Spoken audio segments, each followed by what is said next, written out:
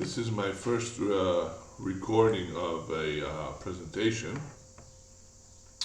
I'd like to talk about the confusion of our time, or memes of confusion, by analyzing Greek autojournalism.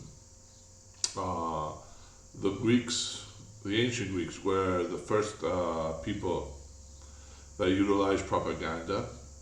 They were the sophists. So, together with Thucydides and Socrates and all these great philosophers that sought the truth, there were the sophists that sought to pervert truth or to pervert rationale for financial gain. They were paid for their lessons, and somebody said, when we say yes but, usually it's the sophist talking. We are taking a detail and trying to blow it out of proportion, and there's a lot of truth in that. There's usually the way Greeks delude one another and themselves is by blowing up a small detail or taking the part and making it the whole. So here I'm going to go into the story. It's 10 years ago. A friend didn't drive a car, but he rode motorcycles exclusively. His last motorcycle had been a 600 sport bike that he put in a very short time. He had 100,000 kilometers on the bike in a couple of years, 3-4 years. So a lot of kilometers.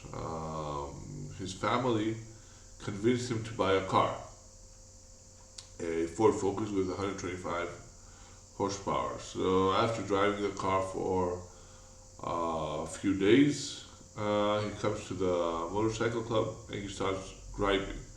First of all, this thing, he says, doesn't go at all. It's like dead, and it costs 20% more to run than a sports bike, which, like, there was this myth that sports bikes are more expensive to run than a car. Again, you take the detail, the tires, which are far more expensive on a sports bike than a car, and blow it up into the whole, which you don't take into account that you're using less gasoline, and that altogether the maintenance is about the same as a car, as a medium-sized car on a sport bike. And his reasonable question is, why didn't you tell me? So starting from this, we can see that Greek autojournalism, over the last 20 years, there's a perversion of language, which leads to a perversion of thought. It's very common, we don't even realize it. And the motives are very complex case by case, so it's hard to ascertain. This is the big issue here, that if it were done for financial gain, it would be easy to defend against.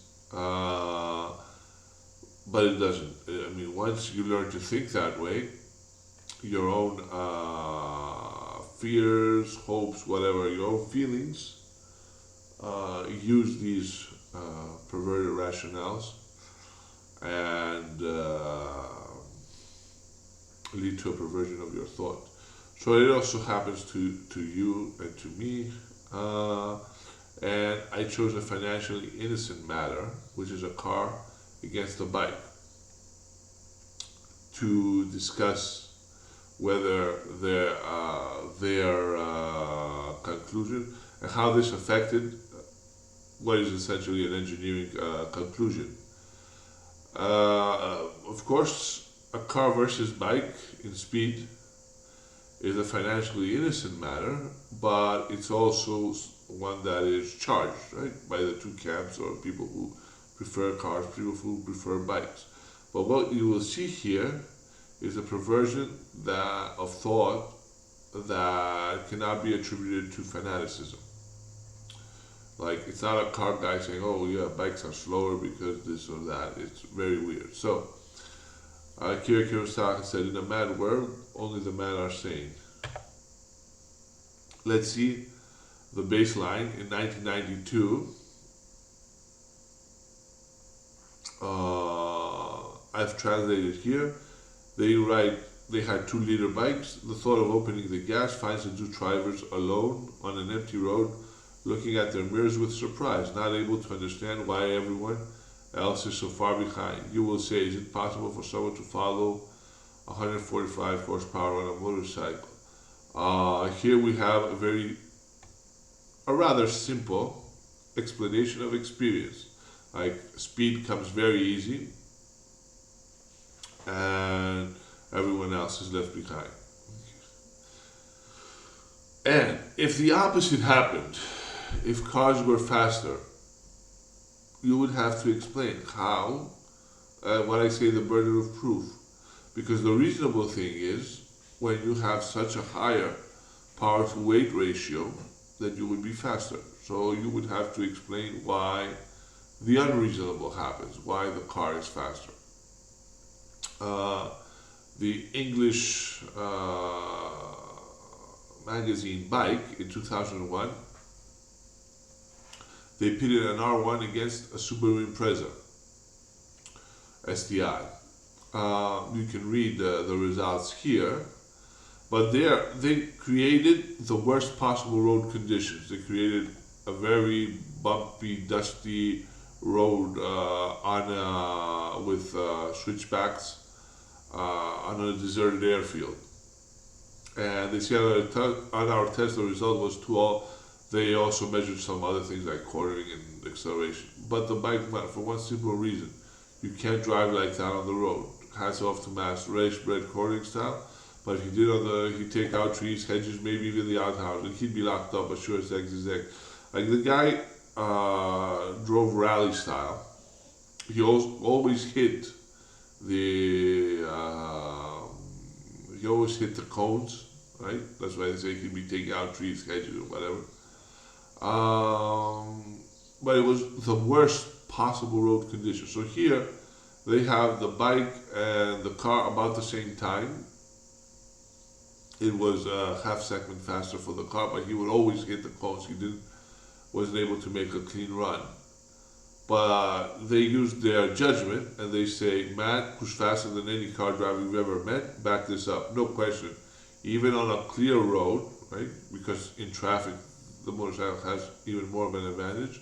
A good rider in a sport bike would just clear off. You've got no chance in a car, and that is how it's proven to be on the road. Right? So here,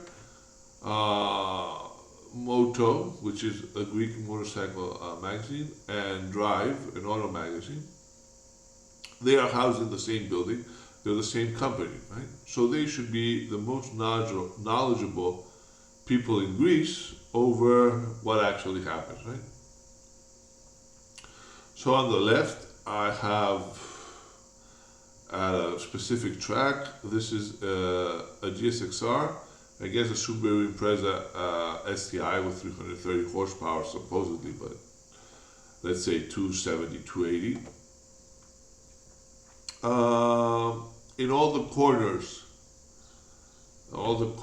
you see on the left side, K1, K2 is the corners. All the curves or corners of the track, they're either the same speed or the motorcycle is faster. I can't see one corner where except for the second to last, but the Impreza didn't have a good plan, because the Impreza turns in the 15th corner with 110 kilometers, 109, but the last corner before the straight, it turns goes through it with 100 kilometers. So it had a bad plan. It didn't go slow enough in K15, and that hurt it on the last corner. On the other side, side of the coin, the GSXR took the second to last corner at 95 kilometers, took a good line through the last corner, and came out on the straight at 140 kilometers per hour. If the Impreza had a better plan, I think it would go through K15 at the same speed as the GSXR, and then the last corner before the straight, it would go through at maybe 110, 115 kilometers. That would probably produce, shave a few tenths of a second. But anyway, this is the lap. And they had other vehicles. They had a KTM Adventure with 50% tires, which means 50% off-road tires, and even that was faster than all of the cars, and about the same speed as an Opel Speedster, which is basically a Lotus Elise with a 200 horsepower 2-liter turbo engine. So the Opel Speedster is very hard it does 0 to 60 in 5 seconds. Very hard to beat on a track, as we see the Subaru Impreza can't beat the Opel Speedster. But it's also a very specific, almost a track car, 2-seater, which is why they compared the GSXR with the Subaru Impreza. And the GSXR isn't a very extreme motorcycle, right? As far as sport bike goes, it's not a Ducati, 999 or whatever. Anyway, there was a 12% difference, which is about the same difference between an M3 and a Subaru Forester 2.5. It's the same difference between an Audi R8 and a Suzuki Swift Sport. So the conclusion could be this, and you leave it at that. And that's what I want to say, is that if you had left it at that and not gone any further, you would be in the right. You would be within your circle of knowledge. This guy tried to apply the conclusions to the road in a very weird way, as we're just about to see. So he denies his own measurements, and he says a few conclusions to put things in their place so that there are no misunderstandings. This is something that we say before we want to get into a fight with each other. No misunderstandings. So, okay, we beat the opponent camp with a double number of wheels. So, an emotionally charged way of opening his conclusion. Before the and remember, this guy is the MOTO person, the bike person. Let them think one more time. Again, he continues in this emotionally charged way. It has been many times proven that, but he doesn't tell us when and where, except for very specific fast pieces of road, counted beams, few in any case in Greece. The quick and well set up cars are in total, again now in total, faster than most motorcycles in a particular route. This in total, faster than most motorcycles, or does he mean faster than most motorcyclists? So again, he has some wiggle room for himself. Even if you are a champion, try to chase the Impreza on a mountain road with curves, and then we can talk again. The worse the road, the harder things get. Anyway, I will analyze this further. He takes the worst case scenario, a twisty mountain road, and if you are a champion, of course, you would be much faster than an Impreza on a mountain road if you really were a champion.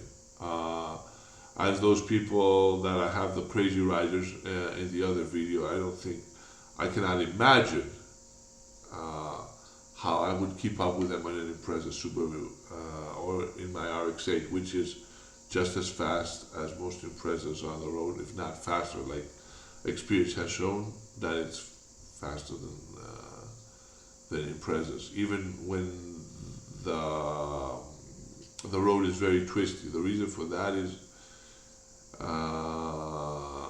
Today's tires are very, very, very grippy, so you're not really benefiting from the four-wheel drive unless you're on snow, dirt, etc.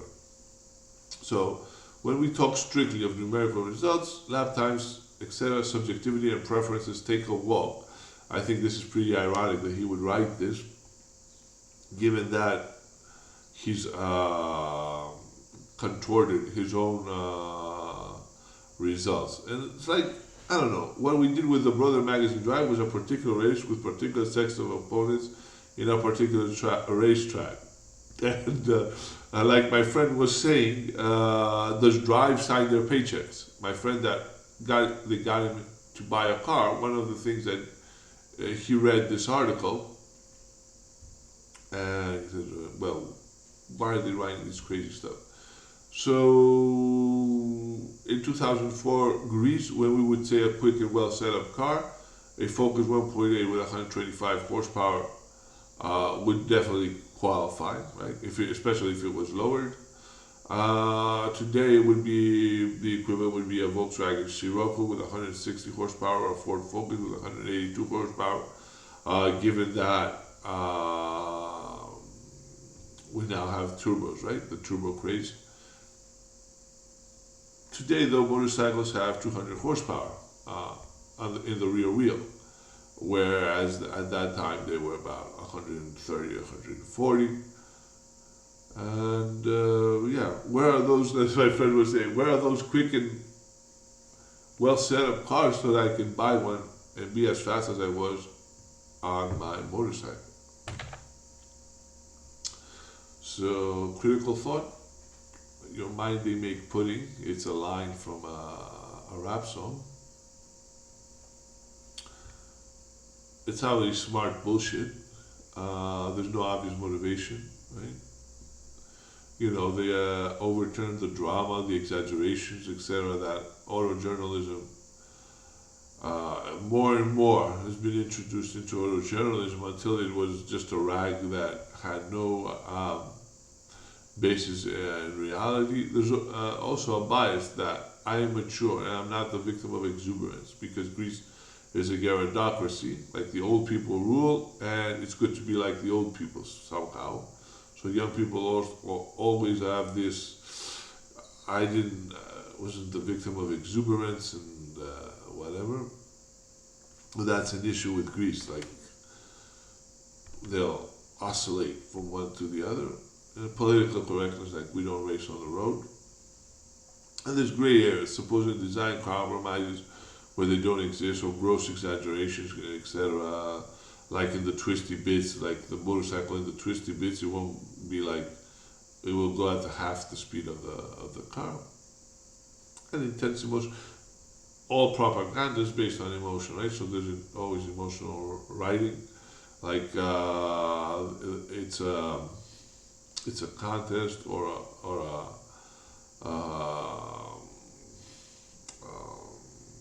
a conflict or a sports match, where in reality most people ride motorcycles, also drive cars, and for example, somebody has a leader bike. This could cause him to buy a fast car, where most people who drive leader bikes and cars, they can't get any excitement from cars, or they get very little excitement from cars. So this could lead someone, right, to making a mistake, which of course might be in line with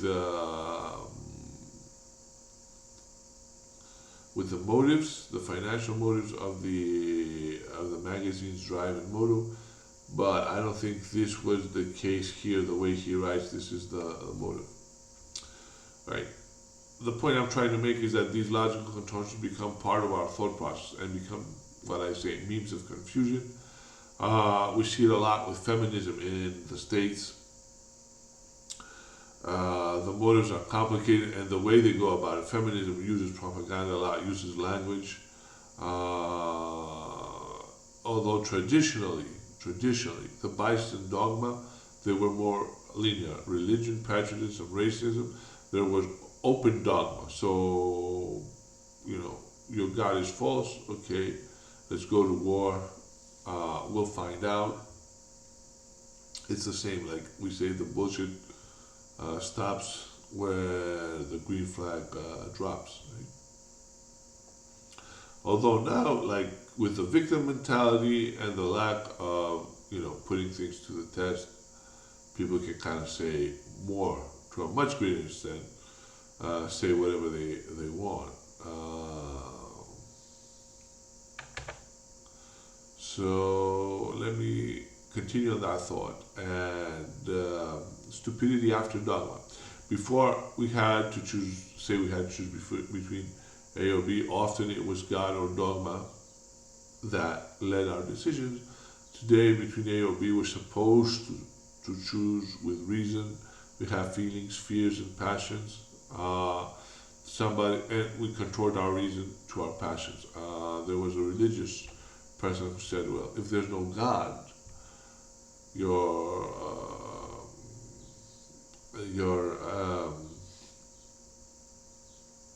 daughter and your son will tell you, 'Hey, Dad, why don't we marry each other, keep the property in the family or whatever.'" And there's no really other reason that cannot happen. Like, people don't want that level of change, so they'll make up reasons. There's really no reason if you, with the technology we have today, right? Because they can adopt, they can do artificial insemination of the female, they can do all kinds of things, and they can be married, right? You could have a vasectomy on the male, inseminate the female with appropriate genetic material, and they can have a child, and they can be married. But it's too much of a change for society to accept. And before we had God to do that, now we have to find a reason, basically, right? We have to find a reason, and we contort our reason to our passions. So if we didn't do this, we would kind of be wise. With so much information, means, and computing power, we don't be wise. So it's proven that stupidity is invisible, it's transformed, and the scariest thing is that the wise man can become a functional idiot if you're exposed to enough propaganda, enough memes that try to infect your mind and your reasoning apparatus. However, having a go very quickly disinfects from these parasitic memes. And not only the ultimate goal of survival, almost totally disinfects from these parasitic memes. So the BS stops when the green flag drops. I write about a possible motive. You could just read it. But even that, his job was to do a comparison. Right? He had perfect data, and he managed to make them useless. And this is the critical point about memes of confusion. So let's say what he's saying. This is another problem. Let's say we are Rosberg teams, and we've learned to think that way. The conclusion is that with a little risk and a favorable track, we've accepted that this is true, that we can make up 11 seconds a lap because we can take a little more risk, and we will have a more favorable track or road. But we can't. This can't happen in. This can't happen in reality. Now, part 2. No analysis is really necessary. But if we were to analyze what we could do, first, there are very few fast roads in Greece. And there's certainly not very few fast roads on any given route between two cities. So if you take a route between two cities, there will be A roads, there will be highways, there will be plenty of very fast roads. And my personal experience, because I don't take risks or drive particularly fast with my motorcycle, it's the fastest bits where some idiot with a car has been able to pass me by taking more risk And anyway, I don't race. I'm just going along, say at 90 miles per hour, and someone will go into the curve at 120, 130 miles per hour with his car. This particular guy, he was driving a Volkswagen Scirocco with his wife and daughter. He went to a curve at about 130 miles per hour, and there was an undulation on the road. There was like a big bump, and I see the Scirocco skid, and obviously the system, the onboard, the ESP system, saved him. But you can guess how crazy some people can get, even with cars, where the motorcycle at high speeds, that's why it has such an advantage, supposedly has an advantage, because any bumps, or it won't unsettle the bike as much as a car, because a car can pitch around and go into a skid. But obviously, on public roads, you don't go at those, or I don't go at those speeds. So on very fast curves, cars have passed me. So even the premise is wrong. While on a mountain road, it has to be a pretty powerful car, because you just could come out of the curve nice and easy, and just open the gas and you pull away. But let's see, road versus track. The bike has certain advantages on the track, but it has also disadvantages. So when we talk about a slippery surface, the wet versus dry times for motorcycles had a 15% difference. These were motorcycles on the road. And the other premise is that a very fast car will be better suited to a slippery pothole road than a bike. I don't think so. I certainly don't think so if you want to protect the car. If you have a Ferrari and you go to a bad, if you have to drive it on a road in a bad condition, if you have an advantage over a motorcycle, that's something that we don't know if it's true or not. We do know in the track, a GSX-R doesn't lap at 1.28, right? Those people lapped at 128.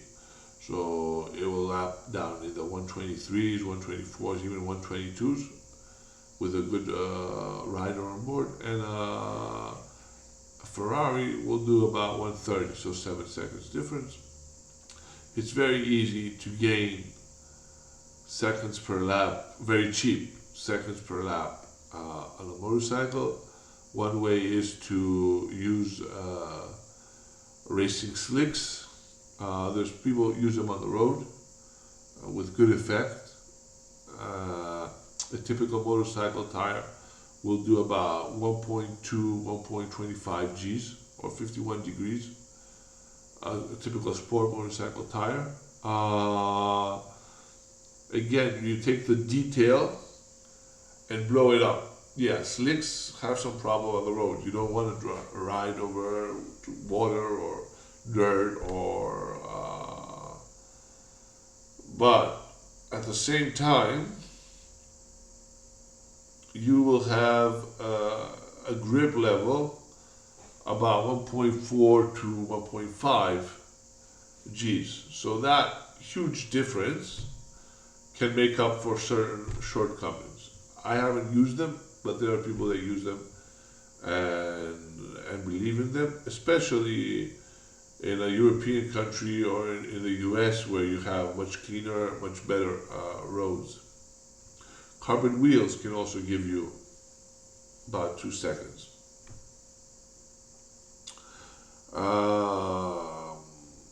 And basically what's of interest is what happens with the cars we may be able to buy. And those cars, we do have experience on the roads, and they are slower. And they are slower exactly the same. On the Isle of Man, for example, a Subaru Impreza stock versus the super stock leader bikes, which are also about stock, very few modifications. The difference is 12%, and they actually modified the suspension of the Impreza supposedly for safety reasons, right? Which already has an amazing suspension, and that was basically the problem with the car, the stability. It went over a jump, and the driver almost lost it. It's on my road, which is the GR33 national route between Sparta and Patra. They coincide with the findings in Ceres. On the upper right-hand side of the upper right-hand chart, which are different times. These are, of course, times versus horsepower per ton for every vehicle. You will see that the motorcycles, the slow time is at 128, and it falls on the medium line. And the faster time, because they said they took no risk, like if they want to do a comparison, they'll usually do 124s or 125s, and a champion will do 122. We also see that the good to the bad handling is about 7%. So you get, that's why I'm showing the arrows here, a very interesting conclusion. So you have two conclusions based on the data. Lowering the car in a twisty mountain road and fitting good tires, soft tires, is like doubling your horsepower, right? A motorcycle is seen by the data or acts like a lowered setup car.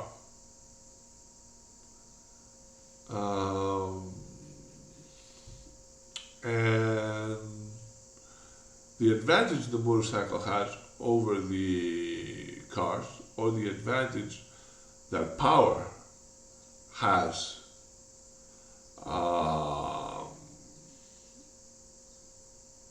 is about the same whether you're on a racetrack or you're on a twisty road. And it can be expressed in a logarithmic chart, and it's like 10.9 ln 2x, like ln is a logarithm based on e, right? And in the track it's 10.68. So it's about the same. About the same. The angle of the gradient of the curve is about the same in both cases. It's extremely and it's also translate at every pace. My normal pace is quite a slow, comfortable pace. Like nobody's been scared when I'm riding or when I'm driving that road with them in a normal pace, or it's just a very comfortable pace. But you still manifest the advantage of horsepower, because every time you accelerate from a corner, horsepower has the advantage. And when you're talking about 3 times or 4 times or 5 times the horsepower, that is a very, very easy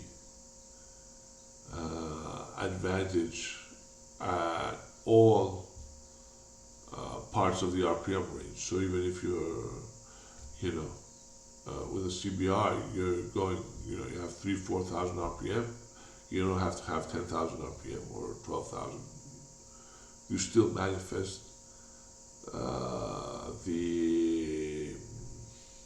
the advantage of the horsepower, because it's through the whole RPM range. This is another thing that people will take and say, oh, well, it's not so, it doesn't have so much torque, or, yeah, it's true, but that would be if you have the same horsepower, then you start splitting hairs. When you have 4 times the horsepower, what are you going to say? The CBR doesn't have torque at the low end of the range compared to a car that has 6 times more weight per horsepower. And people do say these things. They do take the details and they try to contort them based on their own biases, perceptions, fears, whatever.